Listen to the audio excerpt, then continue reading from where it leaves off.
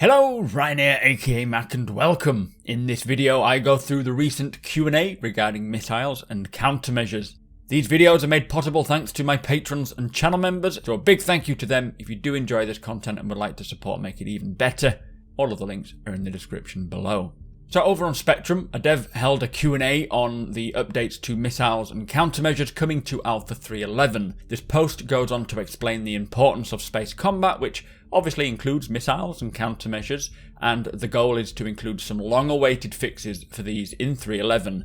They are also prepping tech and gameplay for some bigger changes coming next year with the missile operator mode, so do bear in mind that these changes in 3.11 are to stabilize the experience for the now until they can get the operator mode in next year. It is not the end of the road, but a strong step in the right direction towards a deeper combat experience. So for missiles, they have had numerous changes to support more interesting gameplay. Number one, they now only allow for 4 simultaneous missile locks at the same time.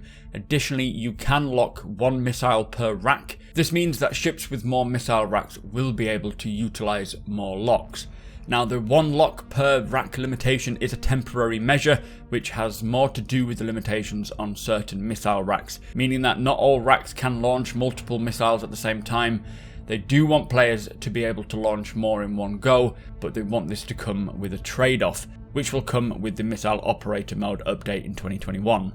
In the future, the max amount of missile launches that your ship can handle will be driven from the ship avionics, so maybe a module to increase that perhaps would be kind of cool, but it'll be 4 for 3.11, but they will take feedback from the Evocati, so that may change even for 3.11. Now I do quite like this, as the ships which are more missile orientated will have better missile capabilities, being able to launch more simultaneously, as they do generally have more racks, will be kind of cool. But yeah, for 3.11 it will be quite restrictive, but it will change. The second change for missiles, the locking process has changed. If a pilot allows a target to fly outside of a locking cone, the missile will disarm itself and the locking process must be reinitiated. So I'm assuming this locking cone will be new to 3.11, as your target still has to be within your viewpoint in, say, 3.10. So this will make missile locking hopefully a little bit more skill-based, keeping your target trained with inside the cone all the time until launch. The third change is missiles no longer have persistent knowledge about their target. If a pilot successfully evades a missile, the missile will then try to relock rather than immediately head towards the target. If unsuccessful, it will self-detonate after some time. This is because missiles have seeker heads with varying fields of views, but cannot look directly behind anymore, so you have a higher chance that they can't reacquire you after the first pass. Now this is great, meaning that we will have a chance to actually evade missiles and get away from it. Again, employing skill, making sure you deploy your decoys at the right time will be quite imperative. The fourth change is players can only fire 1 missile type at a time. If a player has a valid missile lock but decides to swap to a different missile, so for example swapping from ignites to arresters, I assume this also refers to the signature type. Maybe if you go from an IR lock and you want to change it to an EM lock, then maybe the existing lock is cancelled. This will probably encourage a little less spam firing and have more planned choices, which I do like. And then the final change for missiles is they will now react properly to countermeasures, which is probably the biggest win of all. Talking of countermeasures, the most significant difference compared to 3.10 is that players do not select a specific countermeasure for a specific seeker type. Instead, the player decides how the missile should be countered, either by launching a decoy or deploying a noise field. These are actually working titles. They are still determining the lore behind the tech, and the names may change. So a decoy is an object that effectively creates a powerful signature source that missiles are attracted to. In 3.11, all missile types will react to decoys in varying degrees.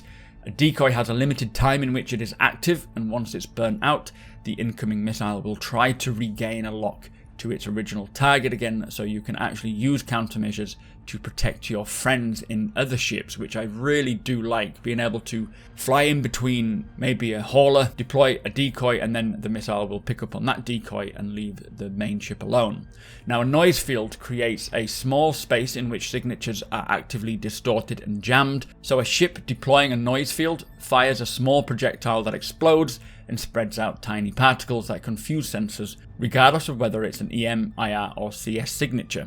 Also, if the ship's signature is low enough, a pilot can actually hide inside the cloud. However, this will also actively jam the ship's sensors as well, so radar contacts will disappear. So this is probably the first step to E-warfare, jamming of equipment, all within an area of effect. Whether it is that or not, I don't know, but it certainly sounds like that. The third change to countermeasures is bigger ships like the Carrack will have larger countermeasures with longer and stronger effects. The fourth change, all key bindings concerning countermeasures have been updated, and they have removed the cycle keybinds in favour of just launching countermeasures directly. So you have a button for noise fields and a button for decoys. You just hit one or the other, you don't cycle and then hit, which is actually a lot more intuitive. And finally, countermeasures visual effects have been updated and will now be properly replicated in the PU. So to support these changes, they have added and tweaked a couple of HUD widgets. They've re-added an ammo indicator showing number of available countermeasures. This is on the bottom left of the HUD. They've added a widget which will show data about our currently selected missile, which is on the bottom right of the HUD. This will show what kind of seeker the missile has, how many missiles you have left on your ship, and the number of active missile locks. And they have added the missile warning system, which will now show the estimated time to impact for each category of incoming missiles. This should allow for better strategizing on how to combat an incoming missile. That I really like. I can just imagine sort of a countdown to brace for impact, even more so considering there will be forced reactions. So I can just imagine people on board a ship with an incoming missile shouting over the ship Tannoy to brace for impact in T-minus 4 seconds, and people having to hold on or sit down because they will be flung around inside once it impacts. Very, very cool.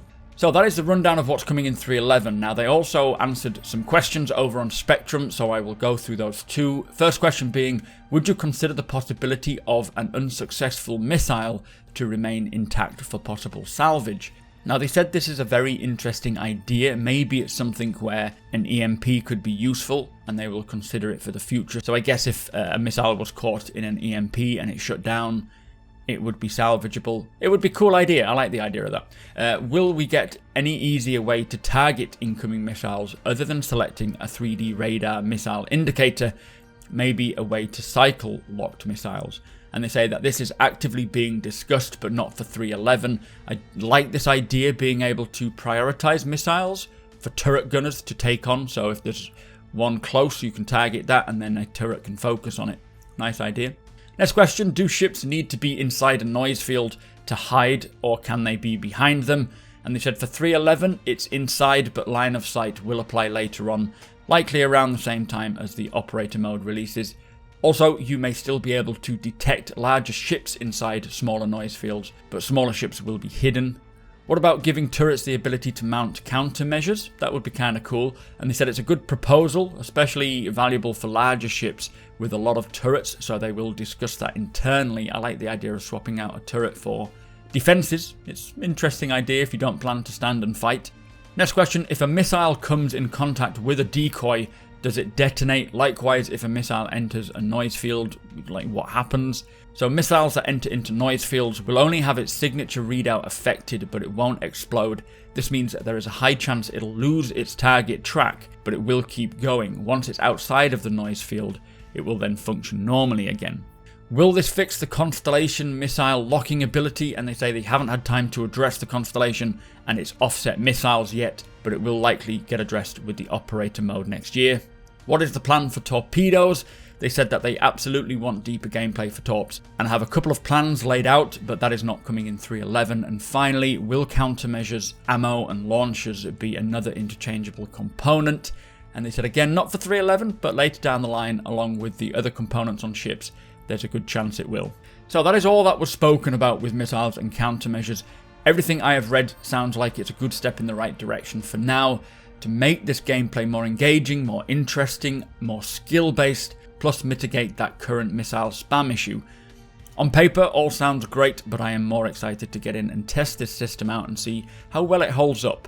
As usual, I'm sure it will be balanced out during all phases, be that Evocati, be that other phases on the PTU, and possibly beyond into the live build as well. But so far, so good, and I'm grateful they took the time to explain it all to us. So with that said, if you do want to keep up with all of Star Citizen's content, be sure to hit that subscribe button. I can see we're almost at 50% of my viewers being subscribed and not subscribed, so if you are not subscribed yet, do me a favor and hit that subscribe button. Also, tick that notification bell if you want to be notified when my videos go live.